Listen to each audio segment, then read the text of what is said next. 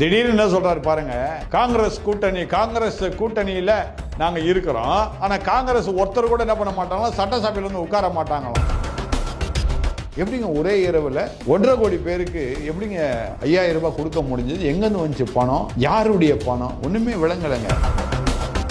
கல்வி கற்றுக் கொடுக்க வேண்டிய இந்த ஆட்சி கல்வி கற்றுக் கொடுக்காதபடிக்கு மாணவர்களை தவறான வழிக்கு நடத்தி செல்வது இந்த ஆட்சி தான். வணக்கங்க.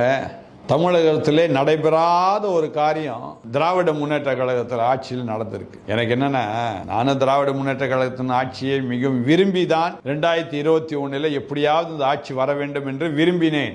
ஆனால் அரை மாத காலத்திலே அது மிக சரிவான ஒரு ஆட்சி, சரிந்து போன ஆட்சி. இந்த ஆட்சி சரியில்லை என்று சொல்லக்கூடிய நிலைக்கு தள்ளப்பட்டுட்டேன். காரணம் என்னன்னு சொல்றேன் பாருங்க. நீங்க ஒருவேளை அநேக இந்த